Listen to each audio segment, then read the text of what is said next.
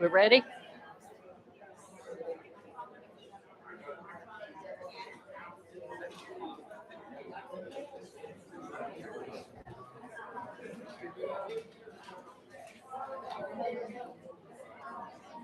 Greetings to all of you on behalf of the Friends of Seymour Library. For those of you who are watching this at home, be glad you're on your sofa because we have standing room only and latecomers are having to turn away and go back home. Obviously, we need a meeting room twice the size of this. The seeds of this program were planted about 3 years ago at a How We Live program by the late Dr. Sam Lyle, when he was talking about the restoration of Island View School that he and John Plummer have been working on. The interest was, as we have seen tonight, in the history of Boyd's Creek. And people kept saying, is Estelina Brabson's book still available? So on the way home, Anna and I started talking and thought, I wonder if we approach the Brabson family, if they would let us reprint Estelina's book.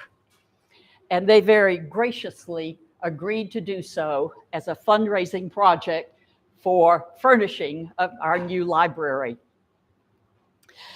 From that, we moved on to the Glimpses of History date book that I showed you earlier. And both of these books are for sale after the program.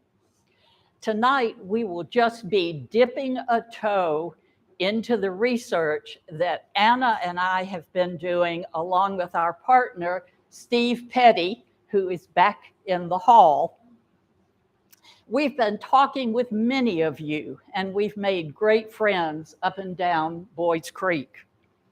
We just hope that this is the first of the history programs that we will do here about our community. And we also trust that our book, A New History of Seymour and Boyd's Creek, will be available for sale at least by 2023. The map. This civil districts map of Sevier County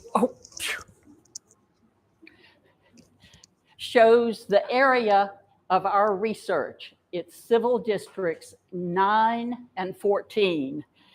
These are bordered by the Great French Broad River and drained by Boyd's Creek and its tributaries. So when we talk about Boyd's Creek, we're talking about this whole area, and that will be the focus of our research and the book. So now, please hold your questions until the end of the program, or we'll be here till next Tuesday. And Anna, it is your turn.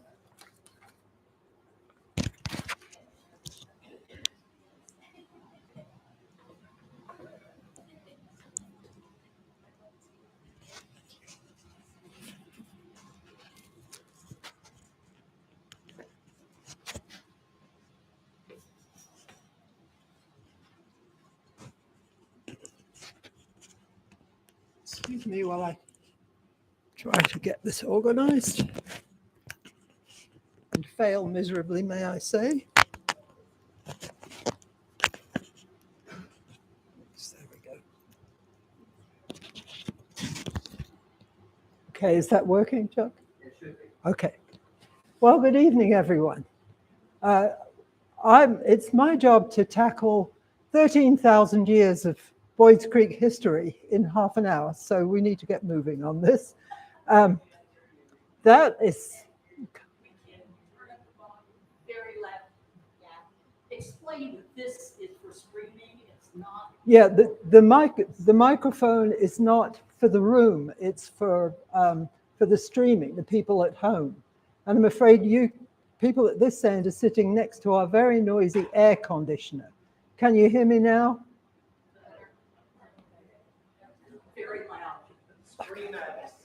Okay.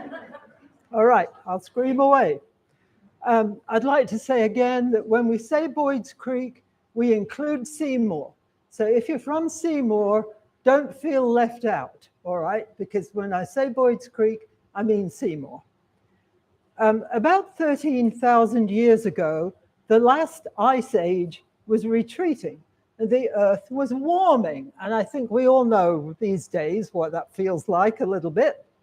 The Boyd's Creek French Broad Valley would have looked very similar from today, except that it was heavily wooded with river cane on the riverbanks.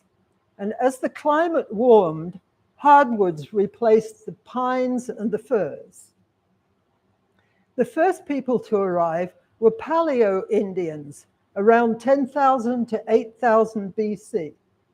They followed tracks made by animals, mainly along the riverbanks. There were still big animals in the area, including mastodon.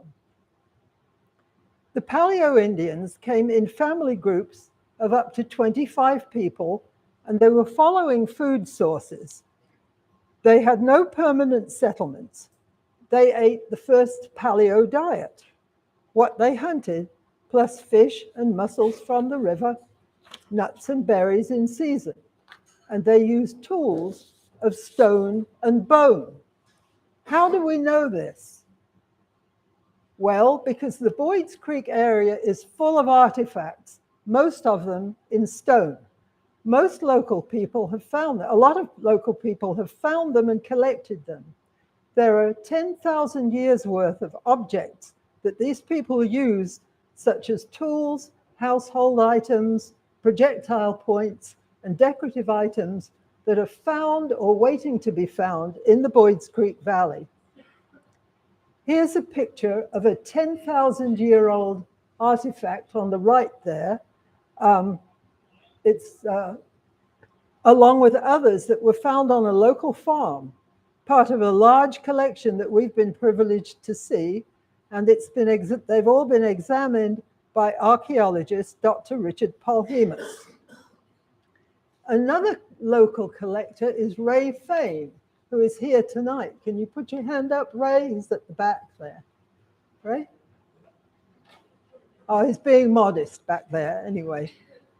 He has collected indigenous artifacts on his farm and in other local spots for 50 years. He's taught himself about them, and he's used his carpentry skills to make framed designs from ancient projectile points. And Ray has kindly loaned us one of his frames for the evening. It's down here, and I would invite you after the program to come and have a look. You'll see all kinds of different artifacts that he's found there and made them into that beautiful pattern. Indigenous people made and used drill bits, tiny drill bits, to make little holes for gorgets, which were a kind of necklace that they made, and for other things. When the program's over, if you look at that, see if you can spot these tiny little drill bits there. They're incredible. Here's a picture of Ray with one of his framed collections. I think actually it is that one. After the Paleo Indians came the Archaic period from 8,000 BC to 1,000 BC. And this marks the beginning of settlement in the valley. During this long period, some agriculture began. The Archaic people cultivated squash, for example. They used fire to clear the land, and they started to make pottery and some jewelry. The next 2,000 years belong to the woodland people. It's the beginning of more permanent settlement. Corn was introduced at this time, though the husks were not what we expect today. They were tiny, very, very small. Bows and arrows replaced the spears and the lances that had been the main hunting tools.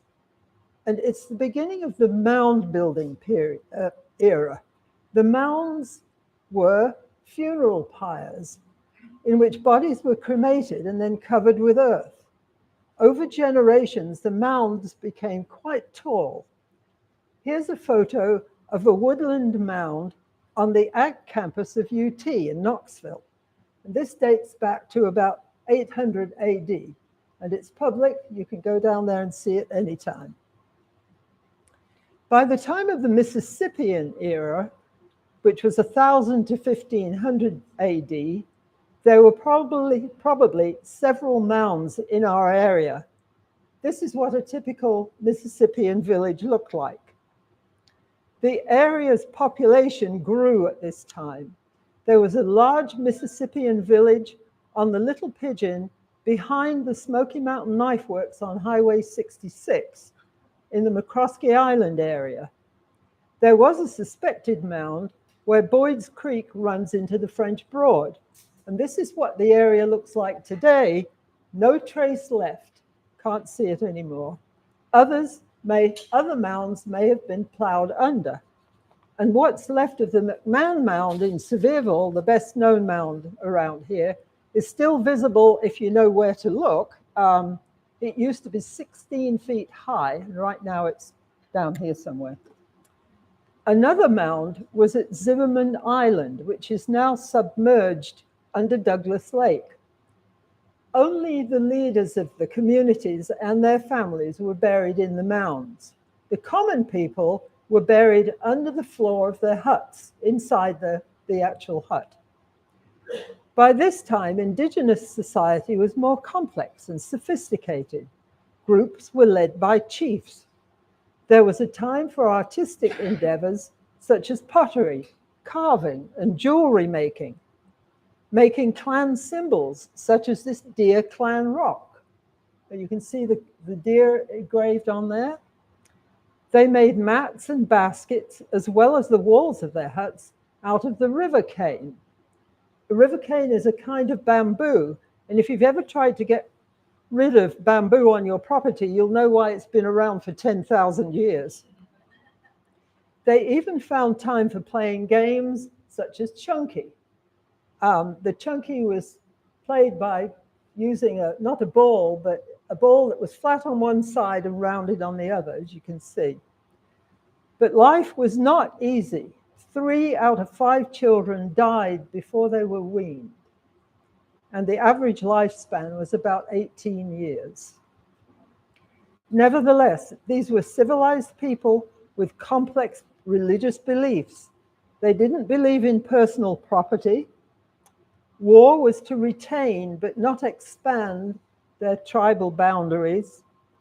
If one member of a tribe was killed by another tribe, only one person was killed in revenge. They didn't just go out and hunt down a whole bunch of people.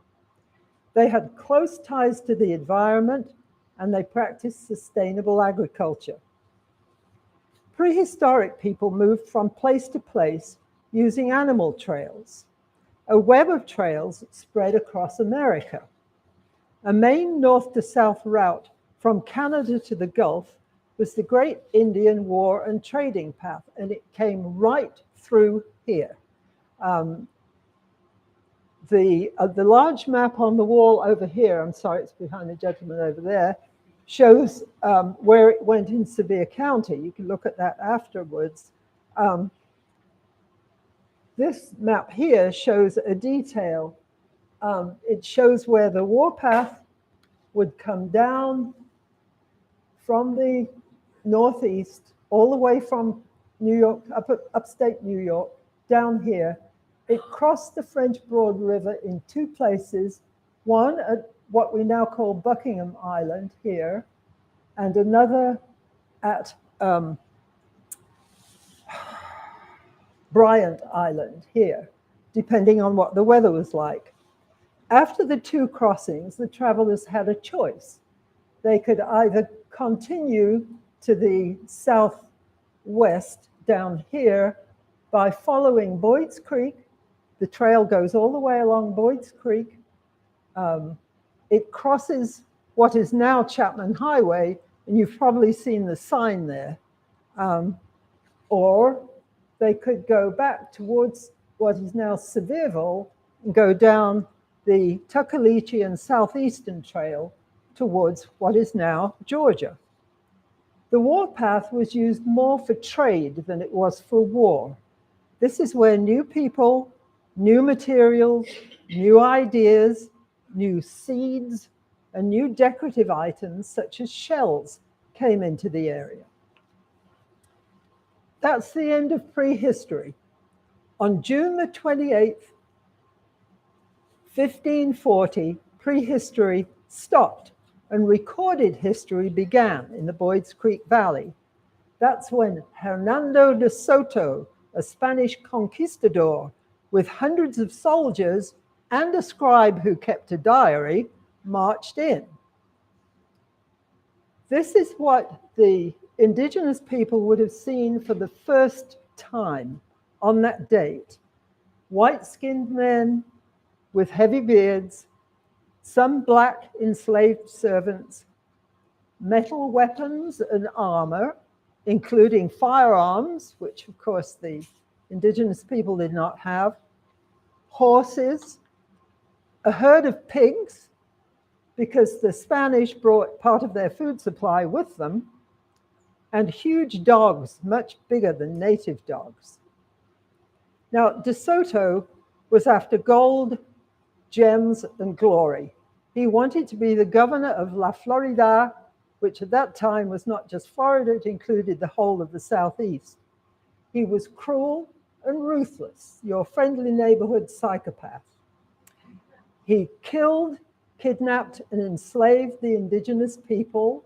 The big dogs were used to kill people, but he was unstoppable because he had firearms. He and his army had firearms. He claimed territory for the Pope and for the King of Spain. In June 1540, what became Sevier and most of Blount counties were part of the Mississippian chiefdom of Chiaja, thought to be based at Zimmerman Island in the French Broad, but now under Douglas Lake. This was an island that's just in Jefferson County, just over the, very close to where the Douglas Dam is now, just there. Fortunately for our area, De Soto camped in here for just one night only. He had just spent a few weeks terrorizing the Chiahans at their capital on Zimmerman Island, and he actually enslaved some of their people as porters. De Soto died of a fever in Arkansas in 1542. Fewer than half his men survived his expedition, and he brought 600 men, but fewer than 300 survived.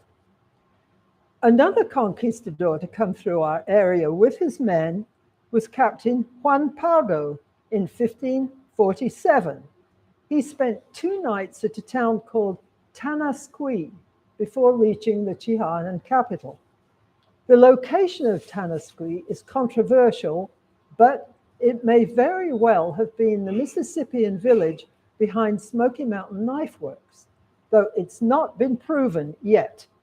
That site has not been thoroughly excavated.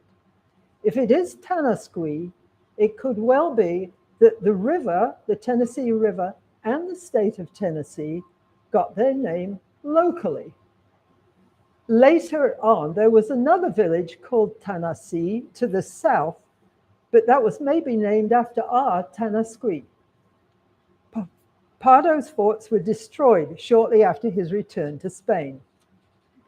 Maybe the conquistador's worst legacy to the native people was disease.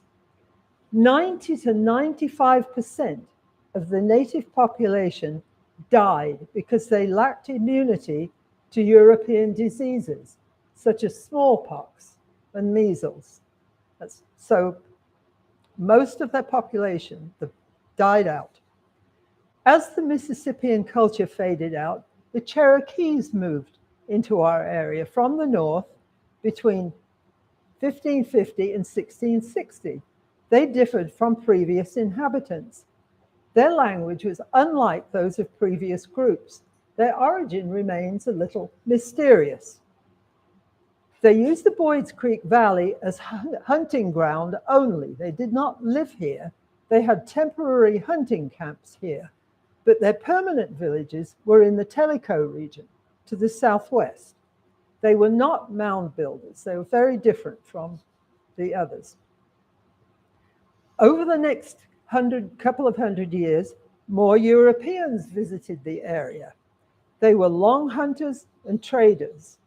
Long hunters went into the wilderness for months at a time. That's why they were called long hunters. Here's a famous long hunter, Daniel Boone.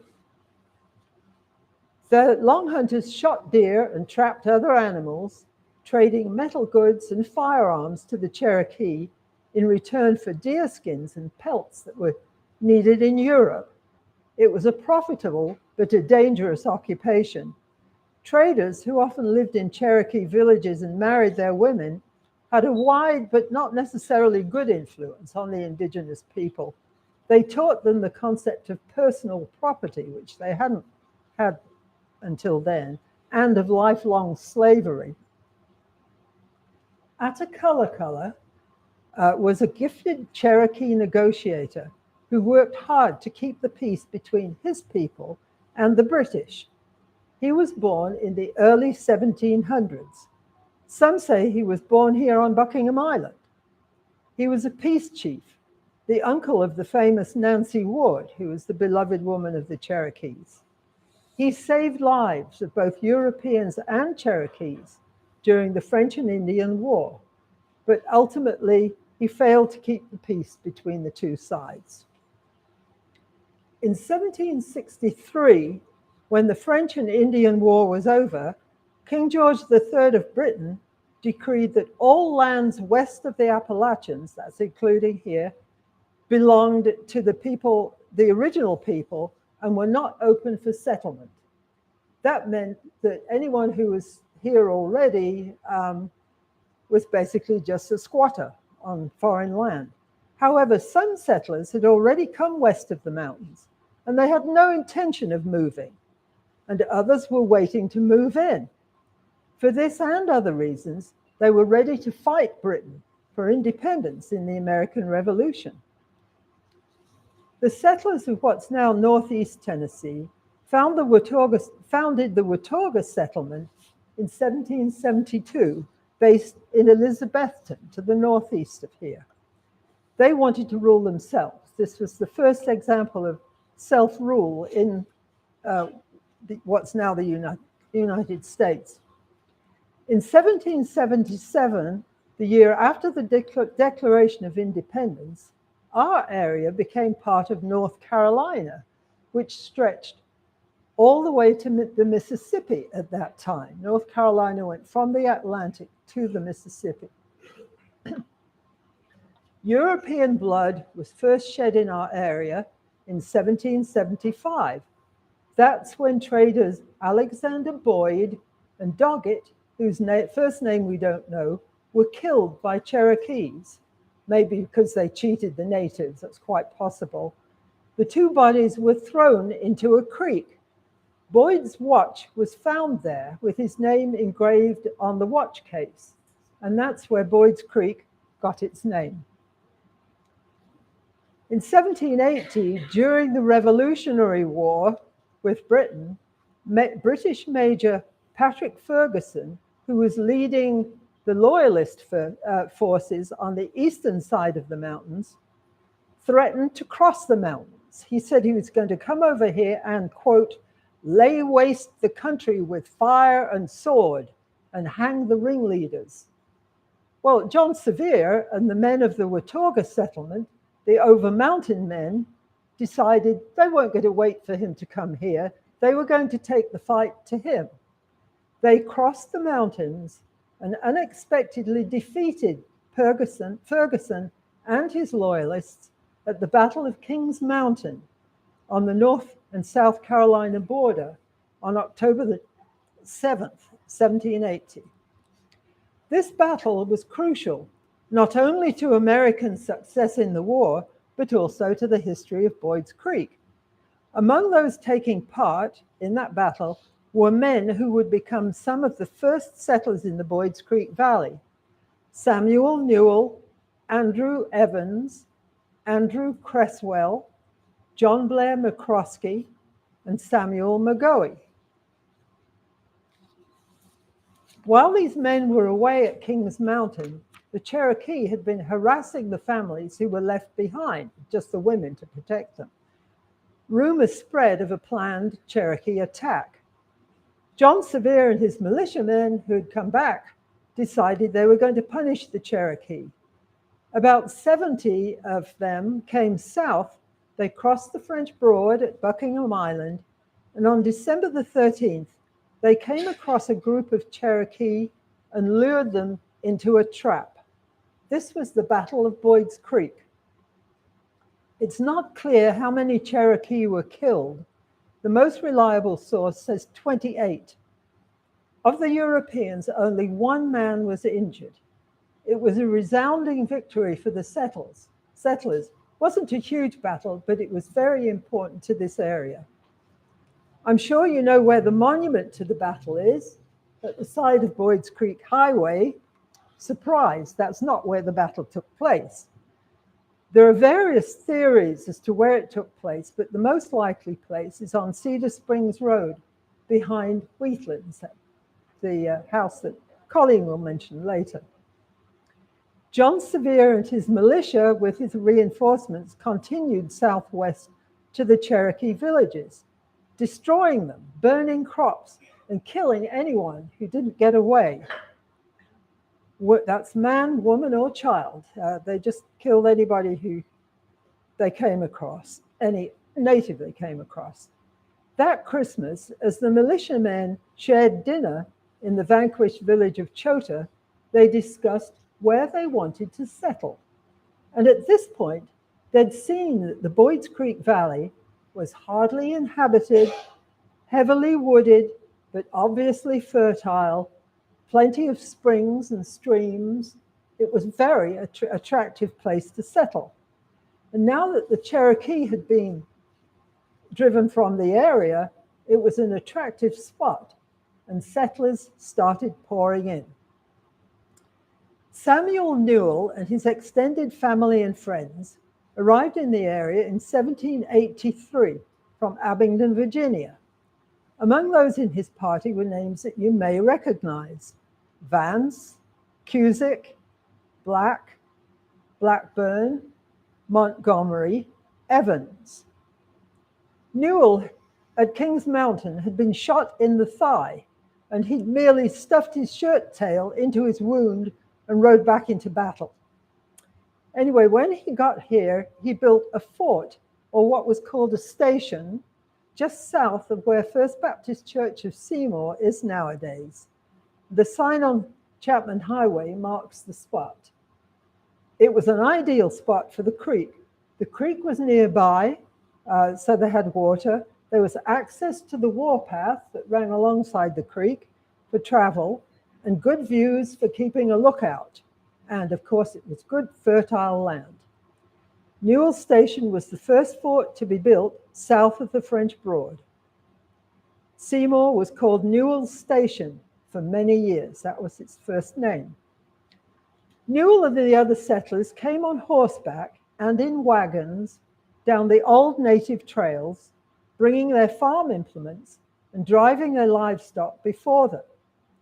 And once here, they shared the building, harvesting, and sentry duties.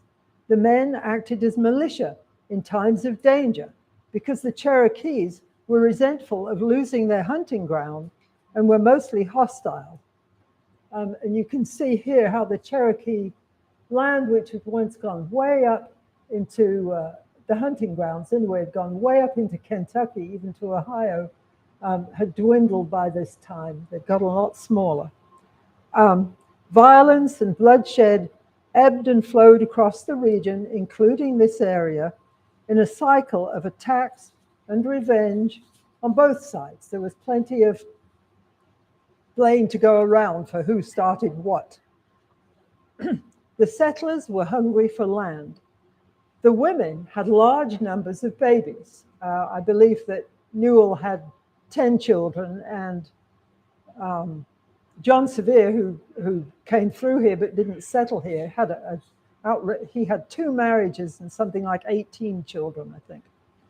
The women were responsible for the usual household tasks, plus educating the children, spinning, weaving, sewing the family's clothes, gardening, and when the men were away, the farming and defending their homes.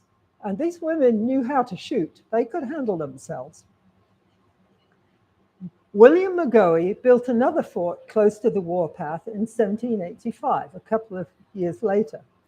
We used to think that this was a picture of McGoey's fort, but we've come to realize that it's actually a different McGoey's fort somewhere else, but it's typical of what a fort would have looked like. The station or a station, fort or a station. They sometimes held more than one family and could be surrounded by a wooden palisade. The first floor windows were merely slits for firearms. McGoey's station was off Porterfield Gap Road, close to the warpath.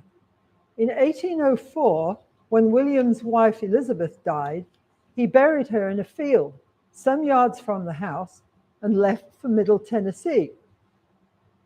Last year, Art Bohannon, who I'm sure a lot of you know, who uses a device he invented to locate buried bodies, found the site of Elizabeth McGoey's remains a few hundred feet from the site of the old fort. Other families moved in within a few years, including those of other Revolutionary War fighters, John Sharp, John Houck, and Cowan family members. Today, descendants of those and other families are still here. Fagalas, Trundles, Brabsons, Ellises, and Hodges, for example, all been here a long time. Samuel Newell led the community during the 1780s and early 1790s. He helped establish the state of Franklin, chaired the committee that named Sevierville the county seat, represented Sevier County in the North Carolina legislature, was a lieutenant colonel in the territory south of the Ohio's militia, was a justice of the peace, and he signed the Articles of Association that set up the short-lived Lesser Franklin. When Sevier County was founded in 1794, he chaired the county court. For some years, the Boyd's Creek Valley was the Wild West. On the western edge of European settlement, still under attack by indigenous people, while settlers were also fighting the British. The politics, as you can see here, were pretty crazy. In the space of 20 years or so, the area was part of the British Empire, North Carolina, Franklin, North Carolina again, Lesser Franklin, and the federal territory south of the River Ohio, before becoming part of Tennessee. In the same year that Sevier County was founded, 1794, two brothers were building a sturdy home at the edge of the Boyd Creek Valley's most historic area, Buckingham Island, and Colleen is going to tell you more about it.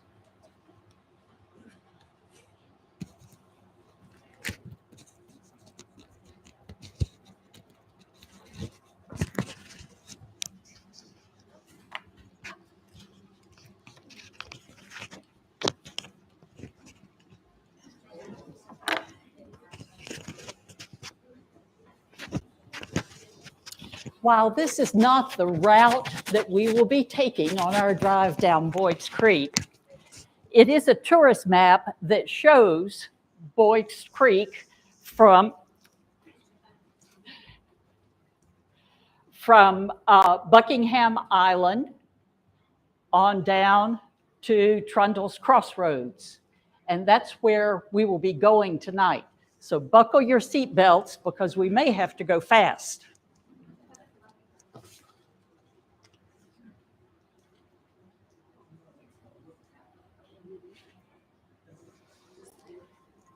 In 1992, Morton Rose made a map of the original 1806, 1807 land grants in Boyd's Creek. Our friend Brian Fain has done this very attractive representation. And it also shows the places we're going to highlight tonight. Again, we will start in Buckingham Island, the big green place on the map, and move down this way to Trundle's Crossroads.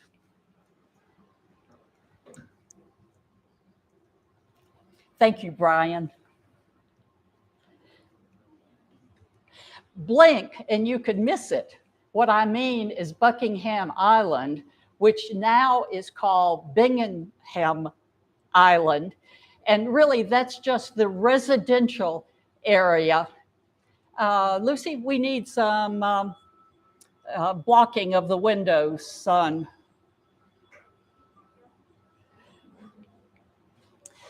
You can cross a sluice, which you will not even notice. It's a tiny little sluggish stream, and there is no real bridge there.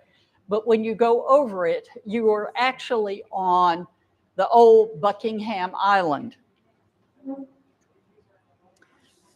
It wasn't always such a small stream.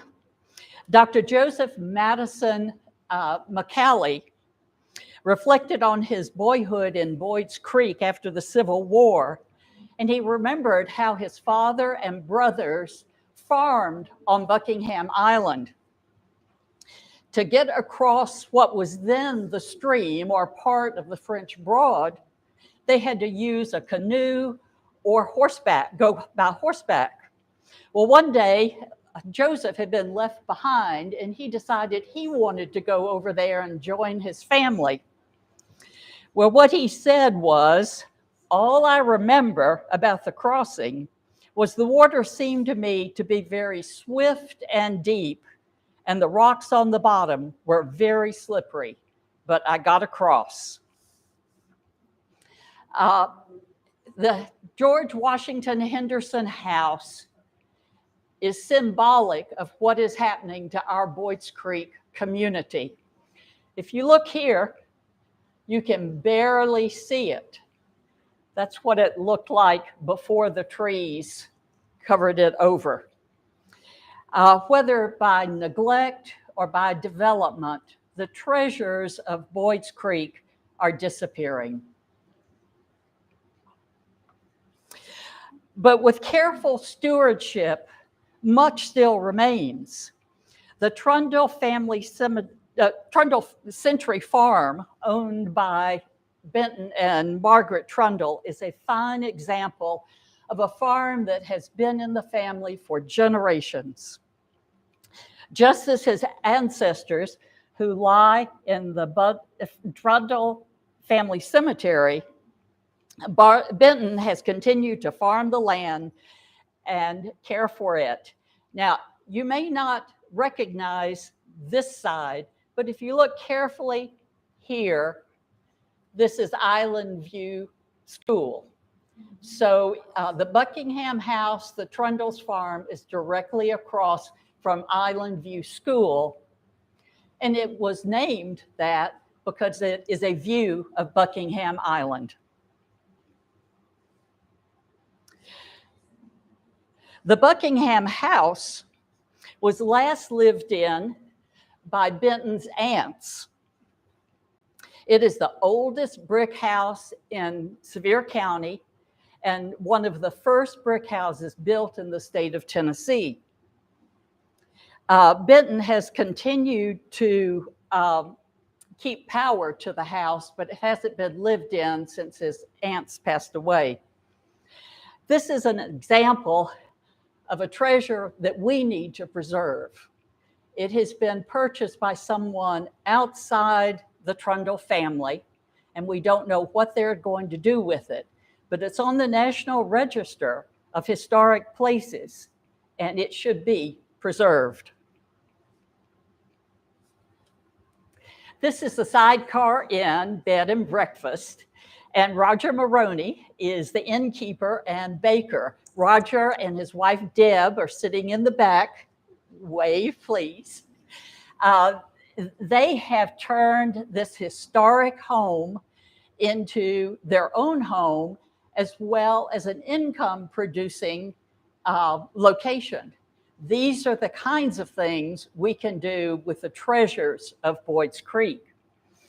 The Thomas Brabson House was built in 1854 by one of the sons of John Brabson, one of the original settlers, and the founder of the Brabson Ferry Plantation.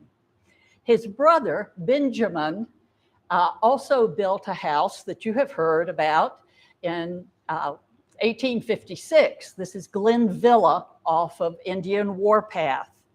The Brabson family has maintained ownership of the Brabson Ferry Plantation, and now Ben Jr. and Lucinda Brabson are living in their home.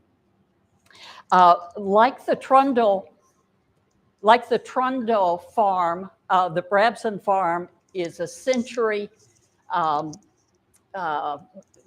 farm, meaning it has been farmed by the same family for over 200 years. Okay, we are now at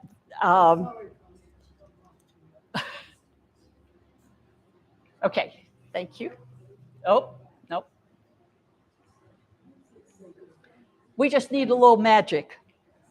Evans Wood.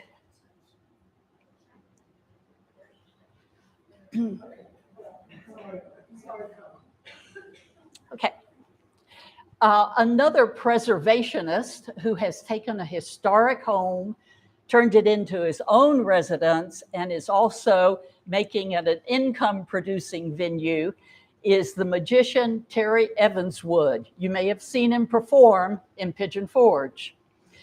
He has created Evans Wood Magic Mansion out of the historic Ellis House that was built by John Love Ellis between the years 1830 and 1840. It took him a while to get it built because he was also a navigator on the French Broad River, a farmer, had a grist mill, so he had a number of other things to do besides building a home. You can make a reservation to go to Evans Wood Magic Mansion and see not only a beautiful restoration of this Victorian style home, but antiques, a Disney room, the Wonka room, smoke and mirrors.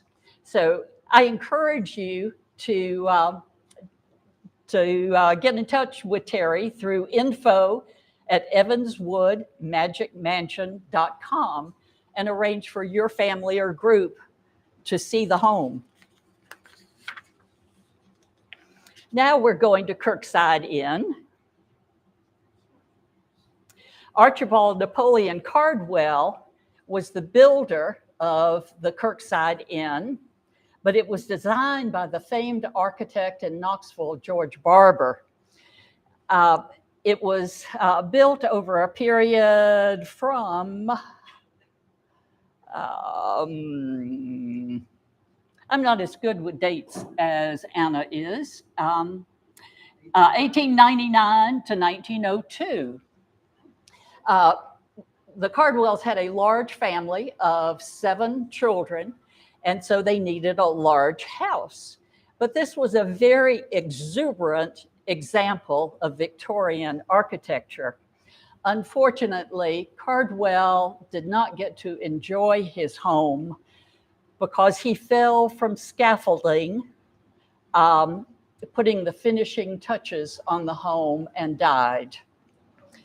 But not before he deeded an acre next door to the Rocky Springs Presbyterian Church. Rocky Springs had been originally established on the Rocky Springs Academy, and the congregation then was able to move here to a building that was built by Samuel Ellis in 1891. Okay. Perhaps The most famous of the houses up and down Boyd's Creek is Wheatlands. Wheatlands was built by John Chandler. He was purported to have 4,700 acres of land that was worked by 188 enslaved persons. Now, I found no documentation that supports that. I think that's just lore. But in fact, it was a very prosperous plantation. It also had the first distillery in the area. When John's granddaughter, Dell, married Isaac Newton McMahon, the name of the plantation was changed to Lermac, combining their two names. But there's a very interesting story about how Wheatlands was saved during the Civil War. John and his son Timothy were Confederate sympathizers, and they knew that their property was really in danger when the Union forces took over this area. So John arranged a marriage with his neighbor, Anna Whalen Irwin, who was a widow. And for $35,000, which was a huge amount back then, she agreed to, quote, marry him, and he got out of Dodge. She stayed there and took care of the plantation and his granddaughter, Dell, and they fed Union forces with the help of the enslaved people on the property. And the house was also turned into a hospital for wounded soldiers. Many years later, a soldier came back and thanked them for caring for him during the war. So because of Anna Whalen Irwin, they were able to save the plantation.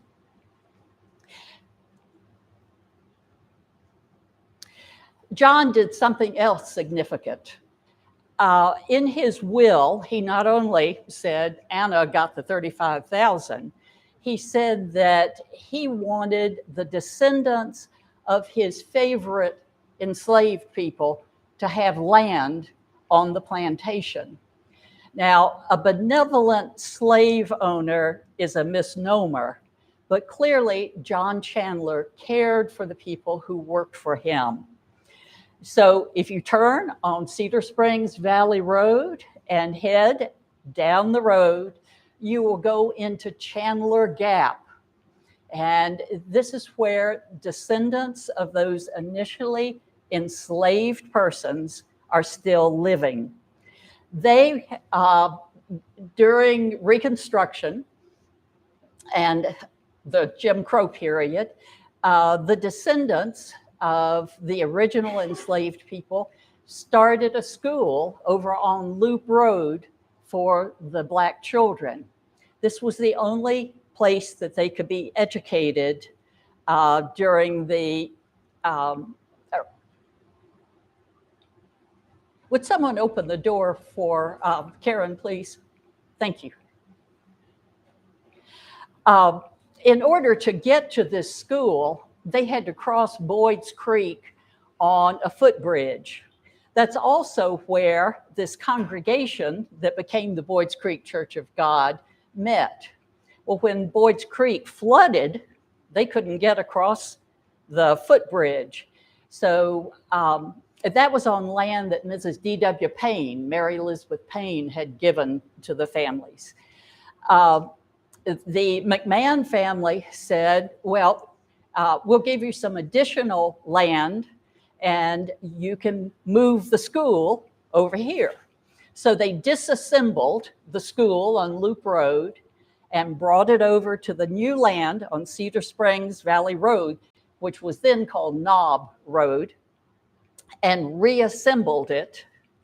And the congregation continued to worship there until the McMahon family gave them some additional land and they built the church that is standing there now. There were special relationships among the Chandler Gap families. And they always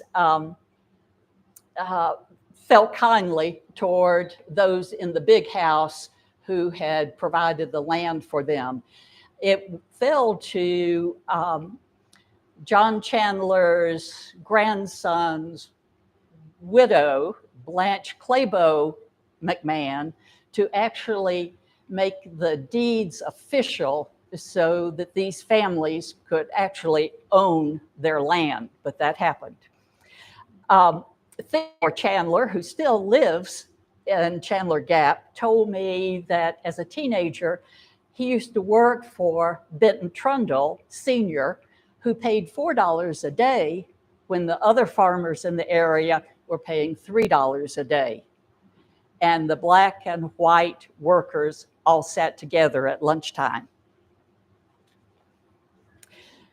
The other place you can't help but miss on Boyd's Creek is the Whalen Inn.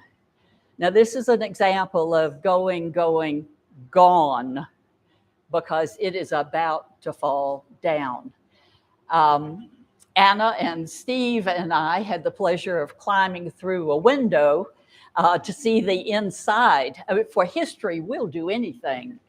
And it looked like that. In fact, I took that picture the day we did that. But this was in better days. And what you see in the foreground is the dormitory of the Rocky Springs Academy. There now is very little to be seen. Anna and I have explored that area too. But the Whalens, who lived and built this house in 1857, were highly educated German Lutherans. And they were very concerned about education for their own large family. And so they established, along with the help of others in the neighborhood, the Rocky Springs Academy. Before we get to the academy, there's a great story about the staircase, which I must say, Steve Petty climbed to the second floor. It is said that during the Civil War, a drunken soldier rode his horse up the staircase. Either that or a soldier was trying to escape the other side. We don't know if that's true, and that's not why it looks the way it does now, but it's an interesting story. This picture of Whalen Inn shows it still livable, but needing a lot of help. If we had gotten together and saved it at that point, it might still be with us for the future. This is the spring house on the Whalen property. There are 3 springs there. In the far background is a hill known as Academy Hill. That is also the location of the Chandlers' first home. And Timothy and Hetty Chandler are buried there in a little fenced cemetery, they say, with some of their enslaved workers. It is also the location for a speech by Oliver Perry Temple back in 1861 when he was traveling around speaking against secession. Now, he was a slave owner himself, but he knew that secession was a bad idea. And so many people turned out, sort of like tonight. There were over 1,000. They couldn't fit in the little schoolhouse. And so on this cold, blustery February day, they were arrayed on that hill, listening to him for 2 hours. That's okay. That's okay. We're fine. Let's move on. It says Van Gilder now. Do you all know where that is? Yeah. This was the original land grant of John Sharp. John came to this area as a young man, about 18. He was a spy for John Sevier. He was a pretty adventurous young man. He also traded furs and horses with the Cherokees, and unfortunately also traded with slave traders in human lives. Both of those made him pretty rich, and he was able to expand his original 400 acres from his land grant. He left this to his son, James Madison Sharp.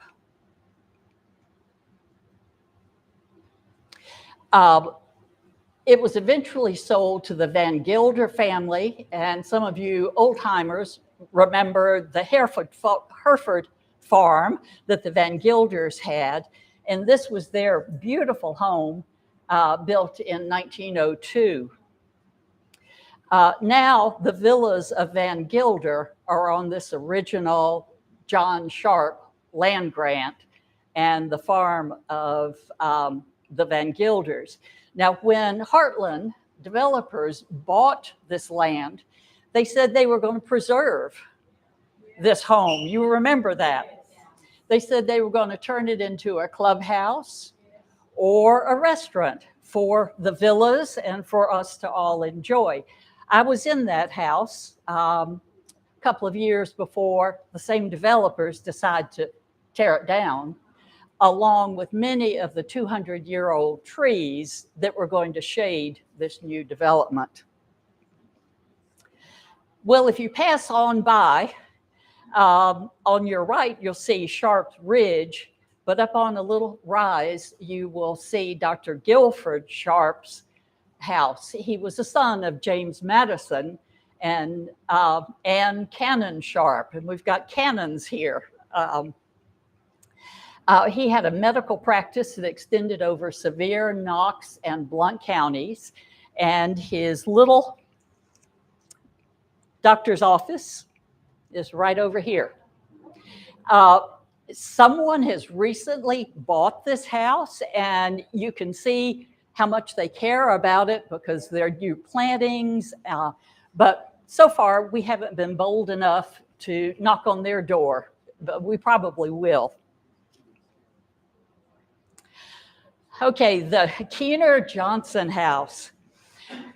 It was built by Adam Harvey Keener in 1853, and it is notable for many reasons, but one is that just like the Trundle and the Brabson farms, this farm has been in the same family since it was built.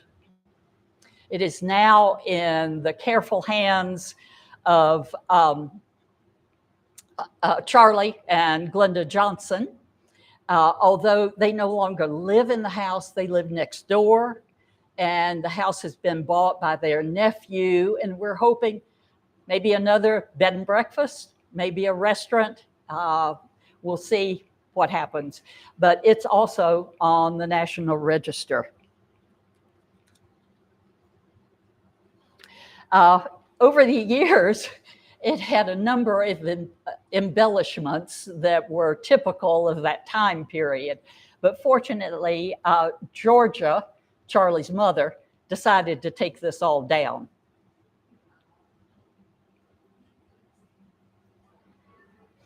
Okay, we've gotten to the end. We are at Trundle's Crossroads. If you look down here, you see the traffic lights where you turn to go down Old Sevierville Pike.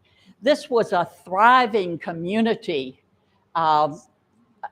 in the 19th century. But before we end, let's stop here at the church. This quaint little church has been through the Methodists, the Church of Christ, and is now the home of a St. Paul's Episcopal congregation. They are caring for this in an exemplary way. Now, you see from the road the Trundle's Cemetery. This is where many of the original settlers were buried. And this is land that Adam Harvey Keener gave for the church and the cemetery. But I bet not many of you know about the graveyard that's behind the church. How many of you? This is a graveyard for the Black members of the community, and many of the descendants of formerly enslaved people are buried there. Many of them were just marked by field stones, and so the names or the numbers we don't know. We do know that Mother Pearl Moss was buried there, and a number of Sharps are buried there. It was often very overgrown unless the Boy Scouts or the students at Johnson University would come over and clear it. But the congregation at St. Paul's is now taking care of it. And so it is a treasure and a sacred spot that is being maintained by that congregation.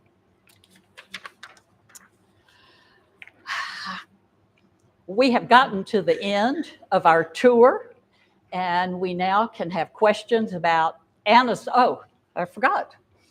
We do have these two books for sale. And also, we are continuing to work on our research for the history, a new history of Boyd's Creek.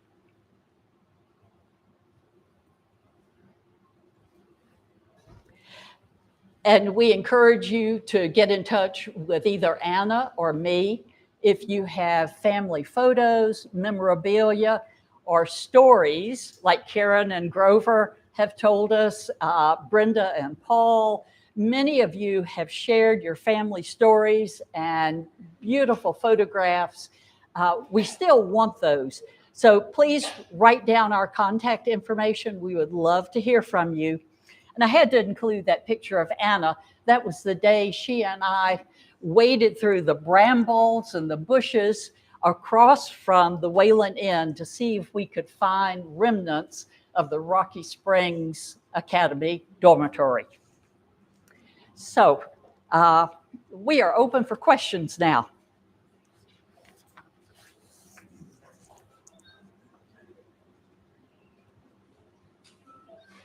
What do you know about the bell on the Rocky Springs Church? I think it was given in memory of a wife of a Revolutionary or Civil War soldier. In memory of his wife is what I've heard. Is that something that you were aware of? I only know that it was reinstalled fairly recently.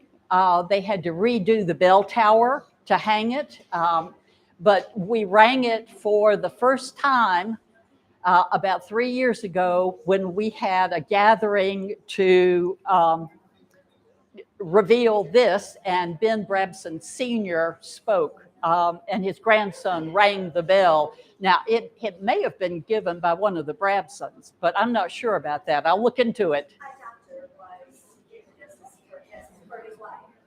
And I'm also curious about the sidecar inn. Roger?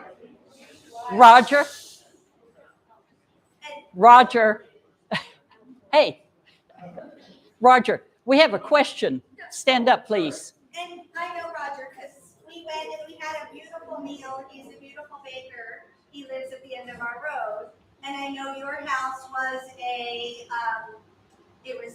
I'm not sure the details. It was a Union No, house. It was a no, Confederate house. he was a Confederate, and he and his wife, Margaret, left town, moved to Knoxville, and they decided that Glen Villa, his brother's house, had been so mistreated, they didn't even want to come back. It had been, Thomas Brabson's house was shot at, and you've got, yeah.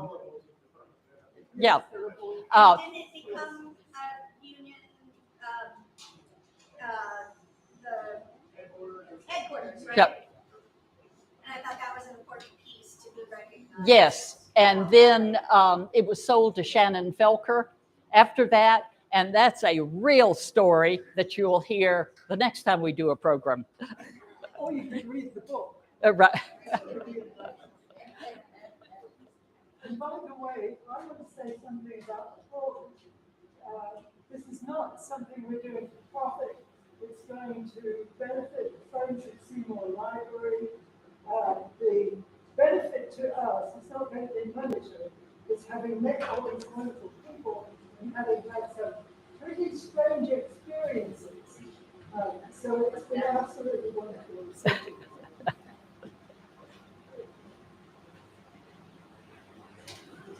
it true the Wheatland's house is haunted? Well, its previous occupants, John and Richard, believed that it was haunted, and they had in the Ghostbusters to film there. I have no documentation, and I've never seen spirits there. Well, we thank you all for coming, and